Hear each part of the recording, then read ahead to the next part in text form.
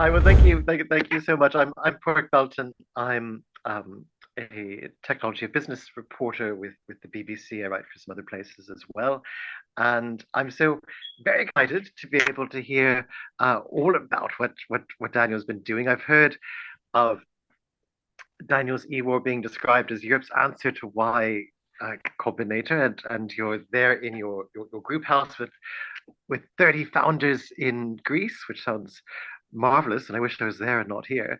So you have assembled six founders who have all exited companies, and you're funding 30 startups each year to build Europe's tech ecosystem, which is amazing. And I've heard a lot about you, Daniel. You're an entrepreneur, you're an investor to watch, and your passion for giving back to Europe's tech ecosystem and the amount you've achieved already really places you in a category of your own. In addition, you wrote a book, your EWOR's Entrepreneurship Productivity Bible.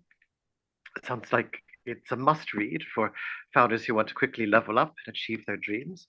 And EWOR, you've been doing amazing things to help rebels, nerds, visionaries all do their thing. You've been supporting founders and creating, I think, is it uh, 1 billion euro plus companies with a global impact. So I can't wait to hear the story. So Daniel, can you tell us a bit about you and your background, and then how that led you into starting EWOR? Yeah, super happy to do that. So I want to do that in three chapters. First, I grew up in a small village, roughly, like in the part I was 400 people, first university educated person in the family. And I just wanted to go as far away as possible when I finished school. And that's what I did. Went to Australia, had a really intense experience there, and decided, hey, I really want to leave an impact. I want to do something. And therefore, I started very early. I studied 2 degrees. I studied theoretical math and business at the same time, and I wanted to build a venture. And my idea was kind of 1 day a week, first degree, 3 days a week, the technical one, because that was a little bit tougher. And then I have a little bit of time on my hands to build a venture. And when I built my first venture, I pitched to around 150 investors. None of them invested. And it ended up working out in the end. But that was, I would say, to a great extent, luck. And to another extent, just lots of pushing and stubborn resilience, I would say. And that venture was a Soundwave company. And I noticed how hard it is to build a venture when you're 19. And what I initiated then is Sigma Squared Society, which is a nonprofit for entrepreneurs to basically support young founders specifically to do whatever they want to do. The reasoning was there's stuff like YPO, EO, and so on. And those things are, first of all, very expensive. So a young founder can't afford them. And secondly, they look at empirical data in terms of what you have achieved. So how much revenue do you make? And I think for a young founder, you can't compare them to a 40-year-old founder in the same criteria. So we said it's going to be potential only. It's going to be a way more rigorous interview process, but then it's going to be for free, purely. And that's what we built. We built this nonprofit, scaled it to around 30 countries. I'm still the chairman of the supervisory board, so I'm still actively doing it. And it started as a spin-off from another community called the Cairo Society. And that was my first immersion into ecosystem building. And I really love community building since. I'm still actively doing it. Then I built 2 more tech ventures that also turned out to do well. Again, lots of luck involved. The most recent one that is growing quite fast is called Now. We make AI controllable. So we make it very easy for big banks and FMCG companies to control their AI without having to code. Because most of the issues with AI happen post-deployment, not before. And yeah, then I basically had a little bit of money on the side. And that's kind of the third chapter. I realized it's hard to start early, and I started investing in people. And what was very clear for me from my first venture onwards is that I'm not really enjoying to spend money. I like earning it, but I don't like to spend it. So for myself was just super clear to that for the rest of my life, I don't want to access that money that is in my holding company. I just want to invest it, support incredible people, and give it to charity. So that's what I've been doing since. I've supported a bunch of entrepreneurs incredibly early. Since I wasn't necessarily looking for financial return, I was able to back some people super early without a pitch deck, without everything. One of the lucky shots I had was investing in a company, magic.dev. First check in. Austrian guy scaled it to 1.5 billion 2.5 years later. And when I invested, there wasn't even a pitch deck. And I realized I enjoy those things so much. I love to look at complex tech. I love to understand, to work with people and to have incredible people around me to do all of the ecosystem building. And I love to build an organization. And this is what we're doing with EWOR right now all together. So this is kind of my personal ikigai purpose. It's just 3 things I do really well and 3 things I really enjoy. I get to build a company. It's not a fund. It's literally a company investing from the balance sheet. I get to do the ecosystem building around it, and I get to do this with incredible tech. We financed underwater flywheels, nuclear test reactors, and all sorts of complex things that can really move the world forward. But the more important part of this is, of course, why, right? Like why are we all doing this? Because we believe in the end, if you start as a founder, you need an ecosystem that is far more than just money. You need access to the right investors for the next round, the right education. And we also believe this part is different for every single person. And what I managed to do with Sigma Squared Society, which is to unite outstanding founders, was not enough. So we built EWOR, the 6 partners you've mentioned earlier, around that reason. We say it's not enough. We need to do more. And there need to be some people that just get access to these. We call them modules. We have 8 of those modules. One of them is raising your round. Another one is hiring your first people. And we just want to make those modules accessible to people in the most bespoke and simple way. And the goal with that, so we're iterating the fellowship constantly. And this iteration basically resulted out of the insight that we can't just run a program. Y Combinator is running a program, but especially for serial entrepreneurs, that doesn't really appeal. What we want to do is we want to give people what they need whenever they need it. So over 2 years, they can just choose whenever they do these modules at the right point in time. So this is our perspective, and this is how we're doing it. And I could give you way more statistics and additional things, but I'm going to stop there. I think I've talked for more than enough about this question. Gosh, that's fascinating stuff. I mean, nuclear reactors and flywheels. I mean, can you, how do you judge potential? So you're looking to identify people quite early on. That's so. First off, why are you choosing to identify people quite early on? And then how do you judge potential when you're looking at people at that stage? Yeah, it's a great question, because first of all, it's not easy. Secondly, I think it's not apparent. When I started investing, I basically financed a lot of people who were just working on really cool stuff.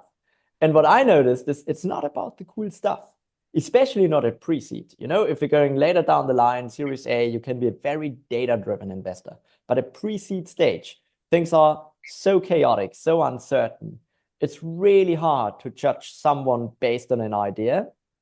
If that person can't execute that idea, it's never, ever going to happen. So I just learned by wasting my own money that pre-seed it's really about the person. And this is what I'm enjoying, the early phase when everything is yet taking shape. And therefore, we believe it's all about the founder. We've backed up incredible people who've done a pivot.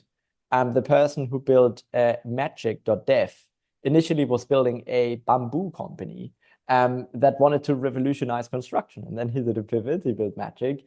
It's one of the most valuable foundational models by now. And I think it has the potential to become the most valuable foundational model, because they're doing code automation, which is even more powerful economically than much of the other things that are happening. And how could you have seen that? I think the only way you could have seen that is by looking at the founder. So the question is, what do these founders have in common? And first of all, I think one can't just believe that they're all similar. So there's no perfect founder. At least we don't believe in that. So Jeff Bezos is very different to Mark Zuckerberg, to Larry Page, to Elon Musk. They're all very different characters, but we believe that they are archetypes of entrepreneurs you see more often. So we believe when it comes to founder detection, this is something like multidimensional cluster analysis. So you have a bunch of clusters like the tech prodigy or the deep tech visionary or like the sales machine that are just way more likely to succeed because they're kind of having all of the attributes you want to see in a stellar founder. And then there are some ground truth variables that are common for everyone. And I guess what the most interesting part here is what do we believe those ground truth variables are, right? Because no one really knows. You can just make an assumption. And our assumption is, first of all, it's resilience. Every entrepreneur has near-death experiences. That's why we also invest in lots of athletes. The guy with the underwater flywheel raised Europe's biggest ever pre-seed by a first-time founder, a 30 million pre-seed. And he was the record holder in the British boat race. So he's very resilient. You already know that just by looking at how hard he can work in terms of rowing. And we've seen that multiple times, again and again, that great athletes have lots of resilience because you just need to keep going, even though it's really, really hard. And so that's the first thing we believe is really important. The second thing we believe is really important is talent magnetism. We realize that the best people surround themselves with the best people, and that gives them tremendous access to really unique opportunities. And we're trying to use this as a proxy for how well they're going to do it. This is actually something we recently just introduced. We've looked at all of our portfolio, our anti-portfolio, and we've realized the people who did really, really well, they already previous to our investment decision surrounded themselves with absolutely incredible people. And maybe a last point that I believe also pretty much almost every great founder has is a little bit of obsession. They're really, really obsessed about solving a problem and about making it as big as possible. I think every sane person sells a company when you're offered 100 million check. So the people who do a 1 billion, 10 billion, 100 billion company, they're clearly a little bit obsessed, a little bit insane. Mark Zuckerberg, I think, had this offer to sell at $1 billion. His investors wanted to sell. His management board wanted to sell. He didn't want to sell. And this is financial freedom for the rest of your life, right? But he was obsessed enough to fire his entire management board, build new structures, keep going, and build a 100 billion plus company, right? So you need to be a little bit obsessed. So those are three examples of things we're looking for in founders, because those three, I think anyone can kindle in themselves. It's not something you're born with. Maybe there's some genetic predisposition, but I think it's more your environment. And if those three things really matter, you can also train yourself up in terms of those variables and just become better and better and better at whatever it is you're looking for, talent magnetism, obsession, and so on. So I believe you are in control somewhat. What an absolutely brilliant and reassuring idea that these are things we can practice and muscles we can hone over a very long time. Yes. It is like athletics, really. It is. And yeah.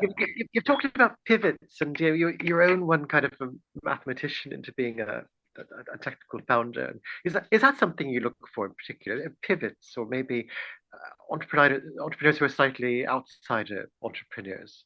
Is that something that draws you particularly?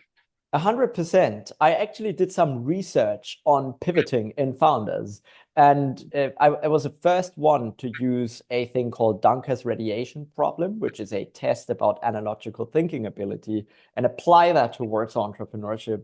And what I found is that people who have a higher analogical thinking ability, they are more likely to see a pivot when necessary because they can abstract really well, right? You can diverge. This is creativity. So spam lots of ideas. You can converge. This is problem solving. And you can jump in between, which is lateral thinking, analogical thinking ability. And people who are really, really good at this in terms of their thinking ability, they are more likely to do successful pivots. And because pivots are necessary for almost every business, they are way more likely to actually succeed in the long term. When N26 started, right, they were called Papaya, and they were selling credit cards to kids. And now they are a fintech decacorn that is doing incredibly well because the founders are, in my opinion, just really good at analogical thinking and seeing pivots when they do make sense. So I think pivoting is absolutely essential. No one can get it right in the first time. If you get it right the first time, I think that's rather a reflection of luck than anything else. So most people just have to keep going, and that means you have to keep pivoting. Absolutely brilliant stuff. But again, reassuring that almost no one gets it right the first time, right? Yeah, I think you just have to keep going on.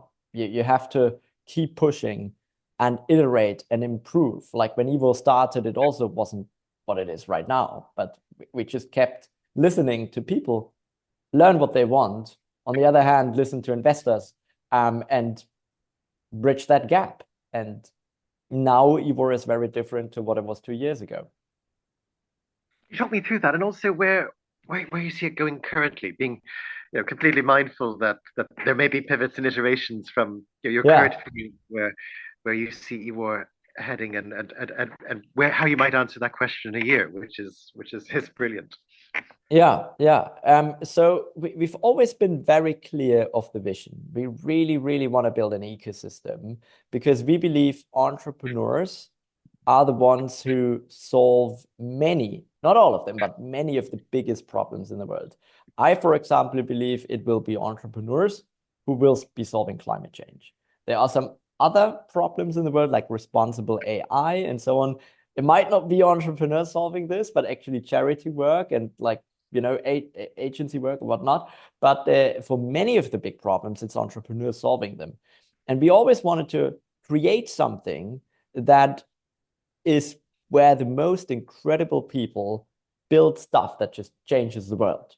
And that hasn't changed. And I also believe that when it comes to Silicon Valley, there's not going to be a Silicon Valley in the future. There's going to be virtual Silicon Valleys, and stuff like EWOR or Sigma, it can manifest at certain places at certain points in time. And it is like a Silicon Valley because this is where all of the people hang, but there's no need to be physically at one point anymore. So it's like creating a virtual Silicon Valley. But to walk you through how it started as a university like entrepreneurship course.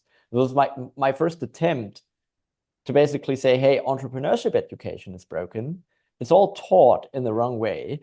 If you just teach people of how to build a business in a practical way, because entrepreneurship to me is no science, it's a craft. That means you can't teach it. You can't teach how to build a chair or like a beautiful table by just explaining someone the physics of what makes a table stand. You can do that, they can get it. They're still not going to build a good table. They need a master, a mentor. They need to learn by doing. They need to fail forward. And similarly, I think this is true in entrepreneurship. People do need to iterate. So my goal initially was like, hey, why don't we just build a entrepreneurship master's degree that's going to teach anyone to build a business? And over the time, I've realized there's lots of adverse selection. The people who want to do an entrepreneurship master's degree are not the ones who actually want to build companies, because those people don't want to study. They just want to go. They want to build something. So in order to do this, we're still doing this degree, but it's hidden. It's interwoven into what EWOR does. So after this realization, we invented the fellowship. And we said the fellowship is for people who want to build a venture. And the outcome is you got to have a venture. And by now we're doing 2 fellowships. We're actually doing one where you start completely without an idea, or like a rough idea, but not yet a perfectly full-fledged deck, no traction. And we get you to a full-fledged venture concept and probably a multi-million funding round within 18 to 24 months. And we have another one, the Traction Fellowship, where people already have traction, and then we just empower them to do things faster. So within 3 to 6 months, you might already be raising a multi-million round. And those are the two offers. And we've started those two offers with a program. As I explained earlier, there was also another iteration where we said, actually, a program is not the right thing. 80% of what we teach, some people know already because we've invested in plenty of serial entrepreneurs, people who had 9-figure exits, who are now building their fifth company, who've built 4 companies before. So they know many of the things. It's just about giving them what they need whenever they need it. And this is our next iteration. And as you rightfully said, in a year from now, it's going to be yet another iteration. We don't know what the fellowship is when we start the year. And by the end of the year, we have already reinvented the fellowship again. So the fellowship keeps evolving. It's just the most useful thing we can possibly do to support founders to build something globally impactful. The vision stays the same. And this is how we think about EWOR. That's absolutely brilliant. And I look forward to having the same conversation in a year and hearing where it's grown to. I'd love to. I look forward. So, talk me through sort of the European tech ecosystem, because that's sort of where you situated yourself, and how is it different here? How is it different from tech in other? You've mentioned Silicon Valley and kind of virtual Silicon Valleys, and Yeah. what has Europe got to offer tech? What has tech got to offer Europe? How is it different here than other places? What does it do well? What does it need kind of urging towards? How do you see? Great question. I'm actually in San Francisco whole of November. I spend lots of time there, so I see the contrast, in my opinion, really well. And I think where we are stellar in Europe is there's brilliant people, brilliant universities, great technical education.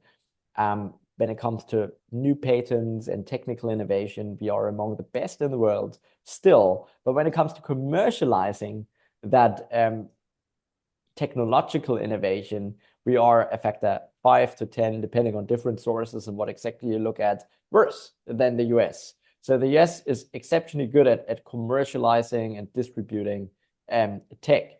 Secondly, the US has 320 million or so people speaking the same language. So things just started diffusing a little bit faster. I think that's breaking up and that's getting easier and easier. But as of now, scaling something in the US is typically faster. So it's typically the US player buying the European one, just as a reflection of like faster scalability because there's more people speaking the same language. Especially in B2C, there was a pattern you could observe.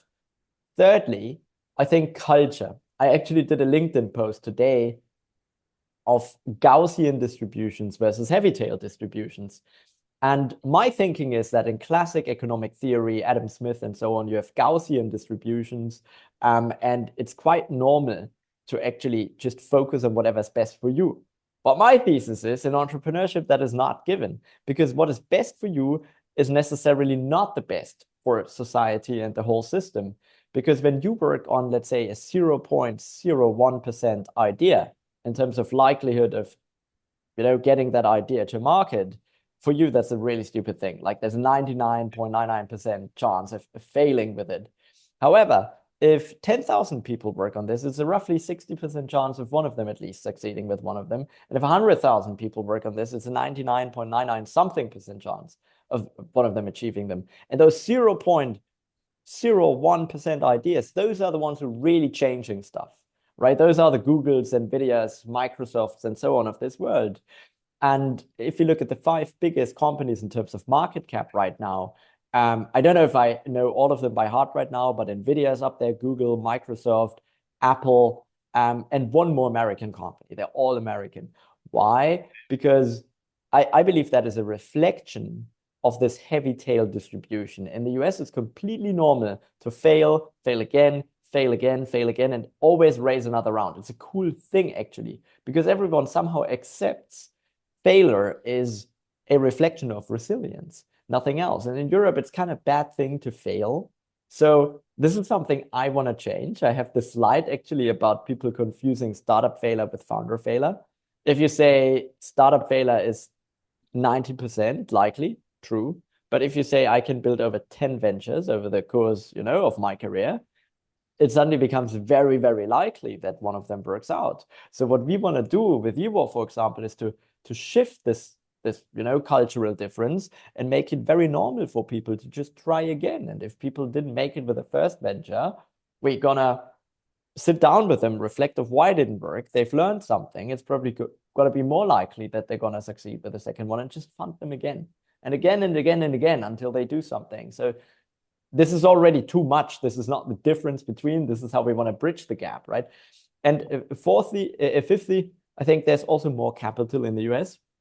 And this is all becoming very global right now, right? The capital markets in the US are 4 times bigger than in Europe, 2 times bigger than in the UK. And also there is lots of pre-seed and seed startup capital. And it's getting quite easy to convince an American investor to actually invest in a European company. It's been really hard 8 years ago. I've tried 8 years and people were like, oh no, if I can't walk to that company's door, that was a typical Silicon Valley answer, I'm not going to invest. By now, I have plenty of examples where people invested in founders from Europe. So I think that global capital is moving, and it's not necessarily going to be a US advantage alone to have access to this capital. This is also a bridge we want to build with EWOR. And I think with those bridges built, Europe is almost perfectly positioned to kind of catch up and build one of those, centicorns, $1 trillion companies. And no matter how small our contribution is to making this happen, we just want to make a contribution. We're also funding companies in the US. We're funding companies outside of Europe. But we really want to see a fair distribution in terms of chances that people, or opportunities that people get to build something with global impact. And we believe Europe pretty much has everything. And if you build the right cultural bridge and the right monetary bridge, people will build these outstanding ventures. It would make me very happy that maybe in 15 years or so we talk again and then we say, yes, it actually works. But that's a very long-term game.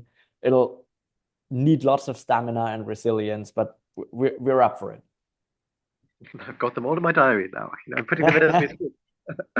So this is fascinating. So you're talking about wanting to get these serial entrepreneurs to try 10 ventures in the course of their lives, and one will be magnificent, and then the others you just have to iterate and accept that your life is giving you a chance to show resilience and develop resilience. And can you tell us a bit more about that, about the challenges, maybe even your own challenges in becoming a serial entrepreneur?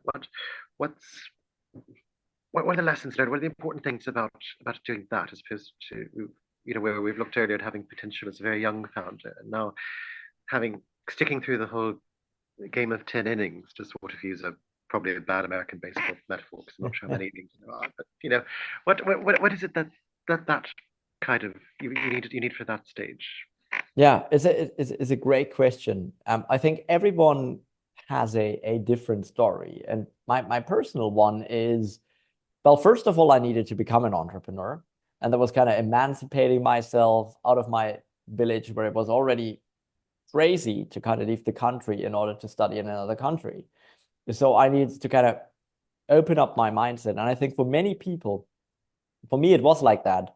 For others who are born in different circumstances, it isn't. But for many people, it's mindset. You just need to change your mindset and kind of adopt the mindset of abundance. I think entrepreneurship really thrives if people have a mindset of abundance. And I didn't have that when I started. So first of all, it was a mindset shift I needed in order to have this abundance in my head and think, yes, everything is attainable if I just try hard enough and long enough and whatnot. Then, I started building my first company and realized it's actually way harder than I thought. And then I made lots of learning experiences, right? And I realized it's not enough to kind of build a good product.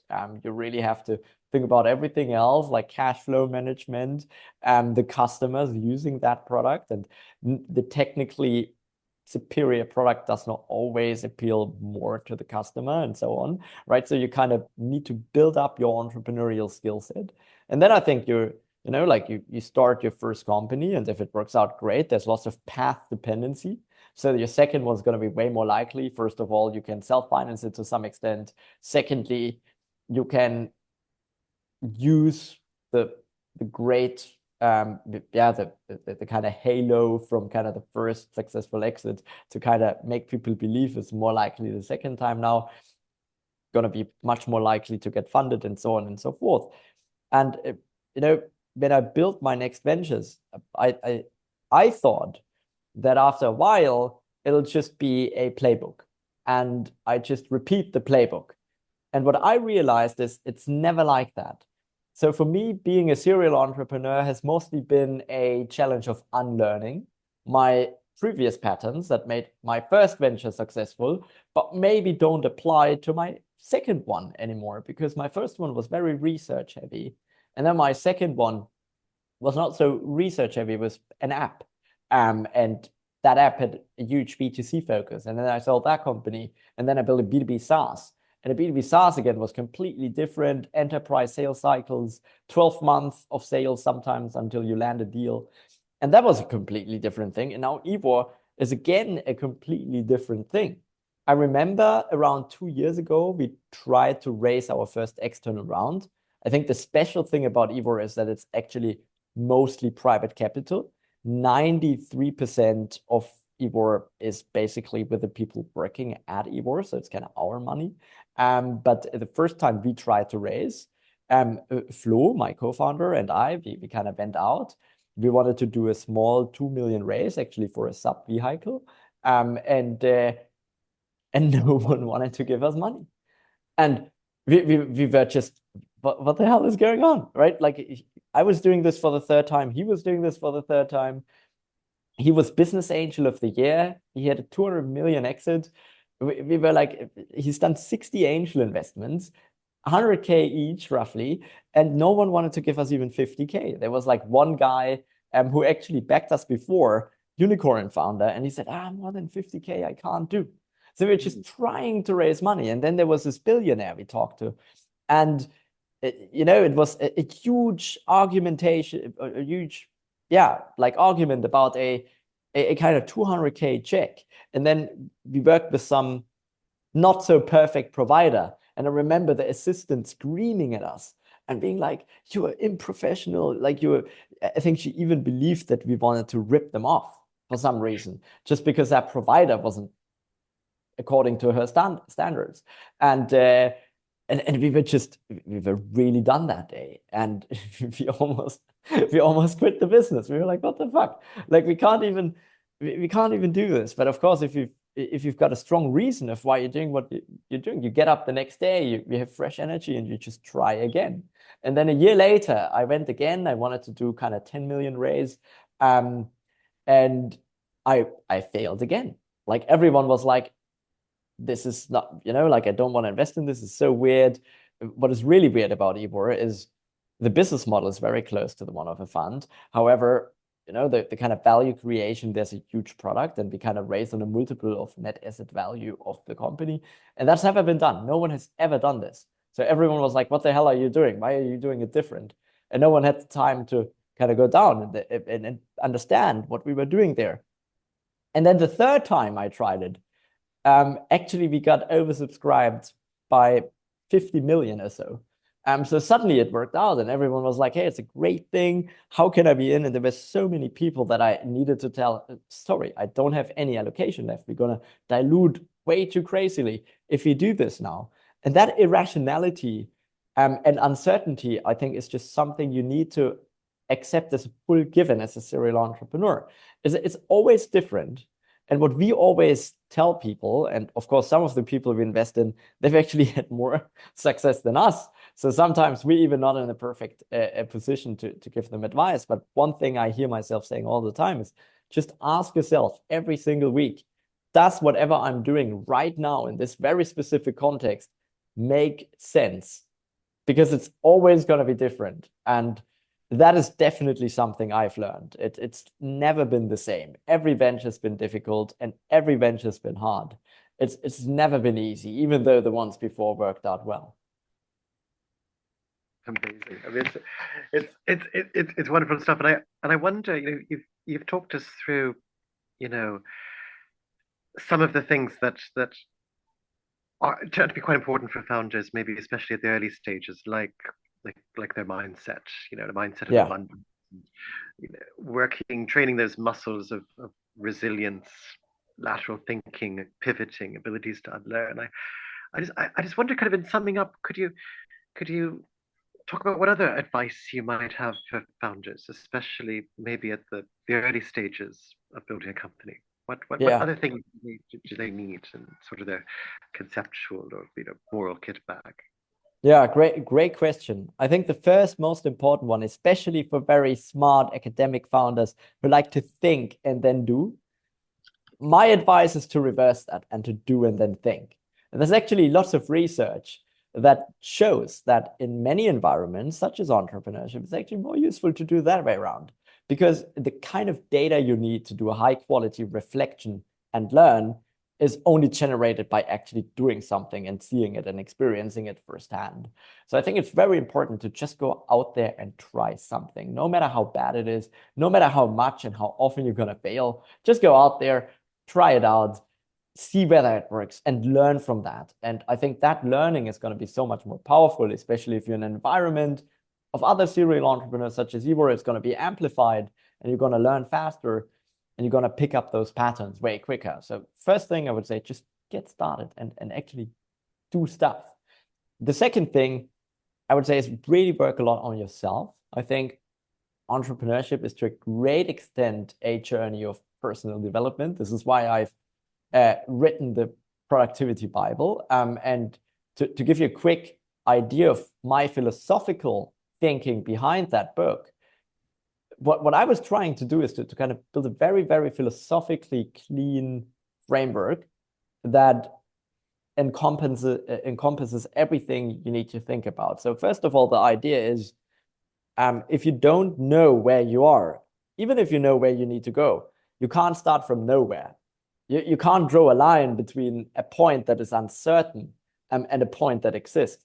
Both points need to be clear in order to draw a line. So no time management, no energy in the world will ever help you to figure something out if you don't know clearly where you are and don't know where you want to go. So that's kind of the first part of the Bible. It's a lot about goal setting and the kind of zooming in, zooming out, understanding where do I want to be, but also where am I right now? And then it's drawing a line between those 2 points. And then we kind of say, okay, once that line can be drawn, we can talk about time management. And there's kind of 2 dimensions. First one is effectiveness. So do you go into the right direction? If you go from A to B and you're actually walking there, it's not a really, you can run as fast as you want. You're never going to get to your goal. And the second thing is efficiency. It's about how fast you run. So we say you need to get both right. You need to get the direction right. So you need to understand today, what can I do to get me closer to my goal in a very direct line? And how does that correlate? And in reality, that's really blurry, right? Let's say I want to make 500K in turnover. How does what you do today actually influence that? Is a sales call or researching the customer or actually improving the product more important, or is it kind of all of that, right? So it's not a trivial question to understand, how does what I do today relate to where I want to go, effectiveness? And then once you know what to do, you also need to do it fast. That's efficiency.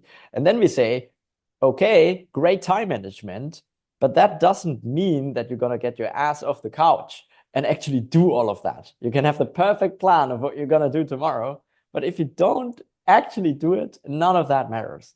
So then the third chapter of that book is about energy management. So the whole idea is you also need to have the energy, and that's a function of your biology and how you manage your life and your habits in order to have very high levels of energy every single day in order to do that.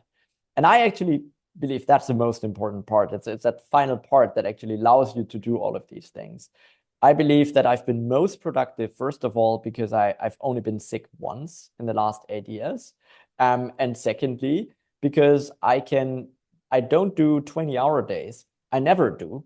But I can do 16-hour days every single day if necessary for like 6 days a week. And that's because of the system that just refuels me that I've kind of gotten myself into through energy management. And I think if that kind of engine works, then you can do right time management. Then you can set the right goals, right? So that's kind of the philosophically, philosophically, clean concept behind the Productivity Bible. And I believe, that if you especially if you're building your first venture, when you say early stage founders, it's sometimes really just about that, because the productivity of the venture is the productivity of the founder, because there's no other people. So if the founders are 3 times more productive, the venture is going to be 3 times more productive. So that would be my second advice. And my third advice would be to really try to spot your gaps. I personally have learned that my unknown unknowns, so the things I'm not aware of, those are the things that typically kill the potential of, what I've been working on, or prevent me from reaching the full potential, to say it a little bit more smartly. And having someone around you, like a coach or whatever, who just watches you on a meta level and gives you advice on those unknown unknowns and says, Daniel, you think the most important thing to do is building a tech product, but your product is actually 3 times better already. You just need to fundraise. And if you don't fundraise, these other guys are going to outpace you anyway, because they're going to be so much faster in hiring better people. Those people are going to outwork you. They're going to build a better product. So you're going to fail because you focus too much on the product right now. Go raise. And this is how you raise, by the way, because you've never done it before, right? So this is, I think, being aware of these unknown unknowns as an early stage entrepreneur is incredibly important. Serial entrepreneurs have it less, but they still have it to some extent. So personally, I try to always work with a coach. Currently, I have 2 coaches actually simultaneously. Yeah. I always try to work with a coach. Yeah. Amazing. And you've done such wonderful things, bringing together the fellowship, and like you say, people learning kind of from each other. And who have you got now? Like looking around you in this house in Greece, it looks like, the absolute best Big Brother house. It's the only Big Brother house I've ever actually wanted to go and pitch up and live in. Who have you got at the moment, and kind of what surprises has that brought? Yeah. In terms of who the people are who are actually here. Yeah. Yeah. Okay.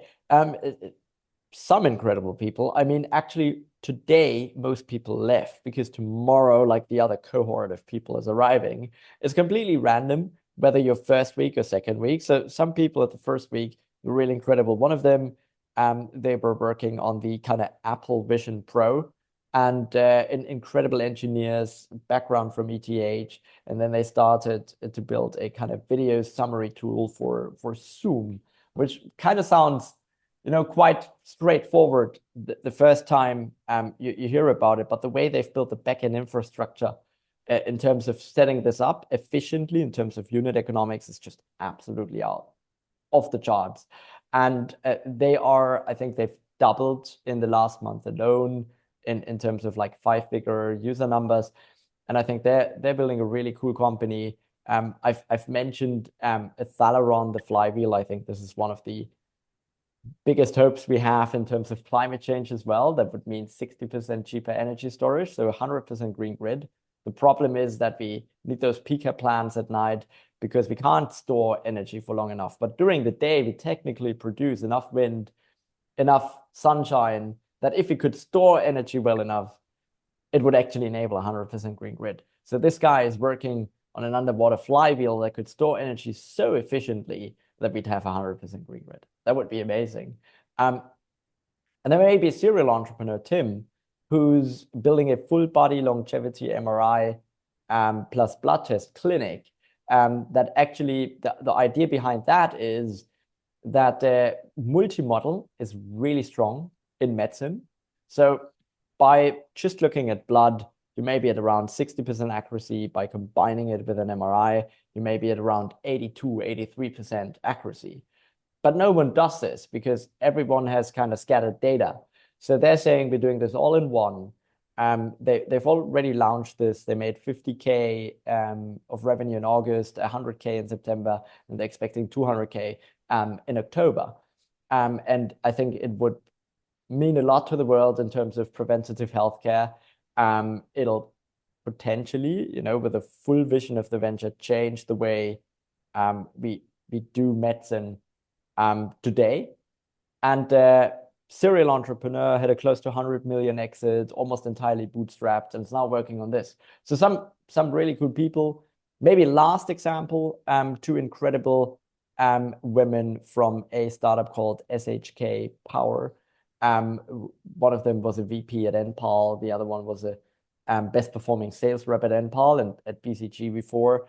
And they've kind of said that they're going to build the future of heat pump installation, because that's also a big problem in climate at the moment, that we're just not installing those fast enough. So they're building a software tool that makes that way faster as well. So this is also really, really exciting company, and I could probably say something about all of them. I'm just personally excited about all of them, and they're all incredible people, and we've had an amazing time last week. Also just chatting about personal stuff, because this is a great thing about these houses, right? You come, you all know each other from the professional backgrounds that I've just given, and then you suddenly start talking about parkour, skateboarding, or whatever sports you do, or you start talking about your favorite coding language, and that kind of starts bonding you and stuff like this. And that's also been an enormous experience for me. That is absolutely amazing. And we could talk absolutely all night, but I thank you. Thank you so much for taking us on this virtual, tour through your best Big Brother house ever. I can't wait to hear how it goes for your founders, for your fellowship, for EWOR. And I very much have that penciled now in my diary to have this conversation again in a year, 5 years, and then 15, and see what magnificent things you've come up with. So thank you Thank so you so much much. for so much time, and best of luck with it all. I'll be watching with bated breath. Thank you so much for having me. Really appreciate that opportunity, and it's been a lot of fun. I'd love to do this again. Fantastic. We are very much on. Thanks so much, and enjoy Greece. I hope the weather holds out. I hope so too. Send some our way.